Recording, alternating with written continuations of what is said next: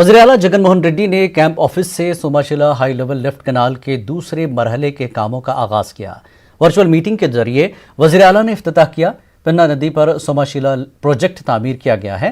इस दौरान जगन मोहन रेड्डी ने कहा कि साबिक़ हुकूमत ने इंतखाबात से कबल 527 करोड़ रुपयों की लागत से कामों का आगाज किया था ताकि इंतखाबात में फ़ायदा हो सके। अब जबकि YCP हुकूमत ने लिफ्ट के कामों का दोबारा टेंडर तलब किया है, जिसके लिए जुमला 459 करोड़ रुपयों में टेंडर हवाले किया गया है। नए टेंडर की वजह से रियासती हुकूमत को 68 करोड़ रुपये का फ़ायदा हुआ है।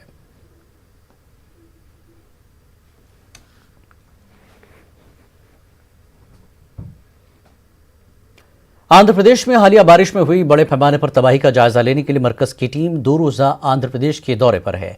मरकज की टीम ने चीफ सेक्रेटरी के साथ जायजा इजलास मुनक्किद किया, जिसमें मुख्तलिफ महकमों के ओहदेदारों ने हिस्सा लिया। चीफ सेक्रेटरी नीलम साहनी ने बताया कि हालिया बारिश की वजह से रियासत भर में 2,12,000 हेक्टेयर पर खड़ी फसलें तबाह हो गईं। रियासत में 6,368 करोड़ का नुकसान हुआ है। पावर पॉइंट प्रेजेंटेशन के जरिए मरकजी टीम को सूरत हाल से वाकिफ करवाया गया।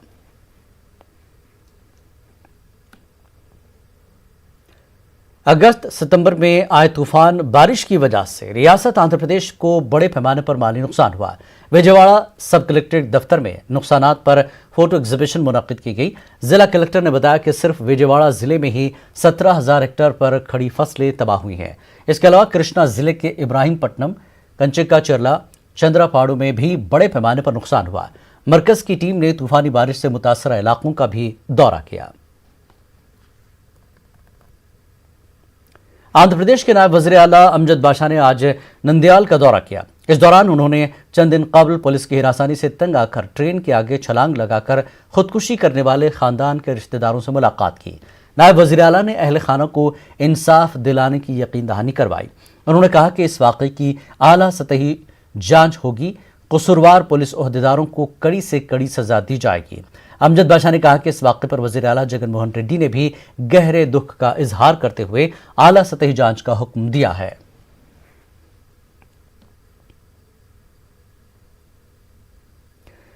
और इसी मामले पर डीजीपी गौतम सवांग प्रेस मीट पीसी करें। आइए आपको सीधे ले चलते गौतम सवांग की प्रेस कॉन्फ्रेंस में।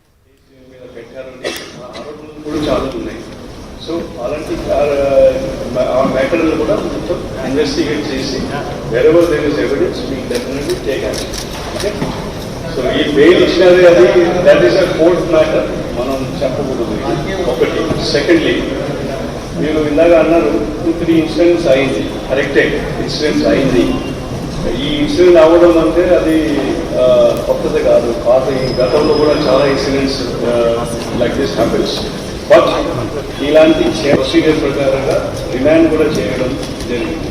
సో ఇలాంటి చర్యలు మీరు ఎప్పుడు కూడా గతంలో జరిగింది. So this government is also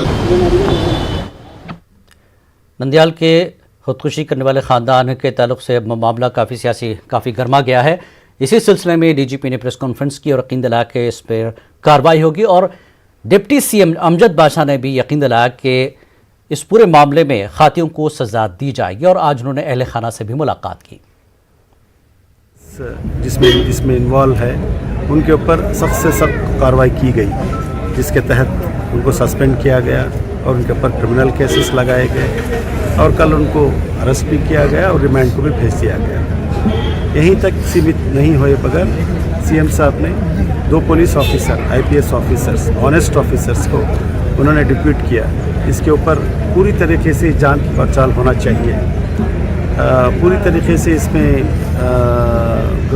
depth level में इन्वेस्टिगेशन होना चाहिए। बल्कि 2 ऑफिसर्स को डिप्यूट किया है, कल से वो उनका काम भी शुरू कर चुके हैं।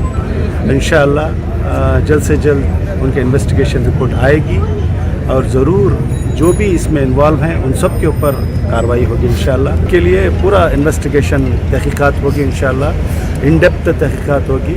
और जो भी ऑनेस्ट ऑफिसर्स को जो सीएम साहब उनको यहाँ पे डिप्यूट किए हैं इंशाअल्लाह, मैं समझता हूँ जो अब्दुल सलाम साहब के जो फैमिली मेम्बर्स को इंशाअल्लाह ज़रूर हम इंसाफ दिलाएंगे। हमने यही कहा कि उन सबको आप क्या बोलते हैं हिम्मत के साथ रहना चाहिए।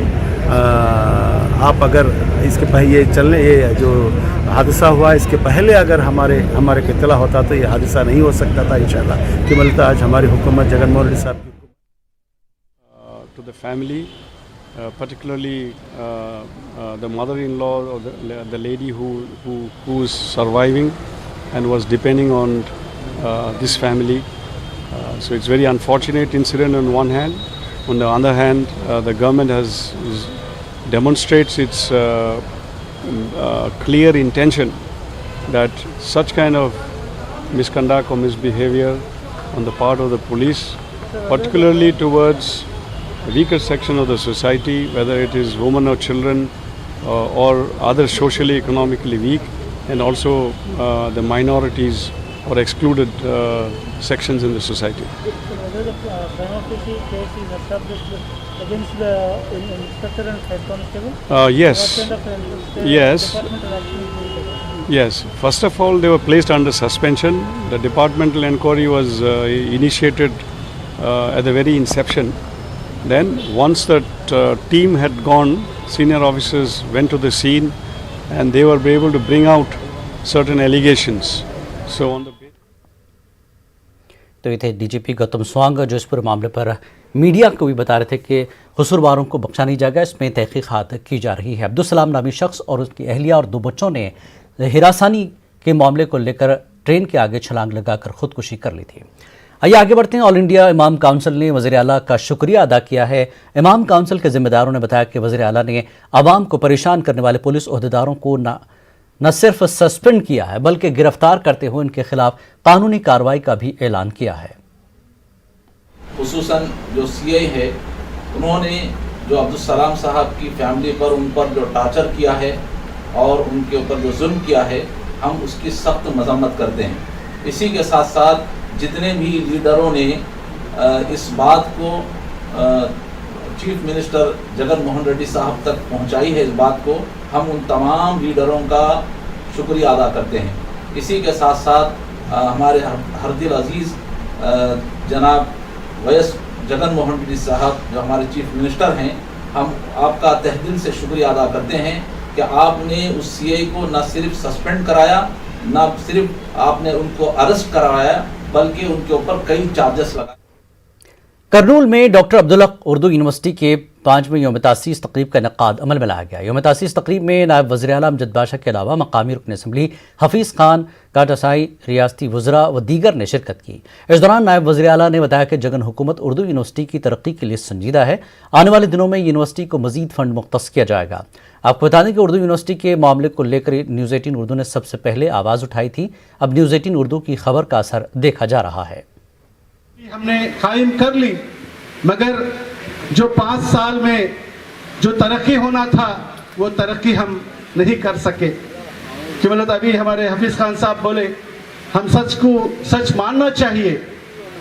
جو سچ یہ کیا تھا، جو حکومت جو گزشتہ حکومت تھی یہ صرف جو مسلمانوں کو آنکھ پوچھنے کے لیے ایک یونیورسٹی انہوں نے دے دی، مگر اس یونیورسٹی کو جو فنڈز دینا تھا وہ فنڈز نہیں دیے، صرف پیپر کے تحت ہی رہ گئے۔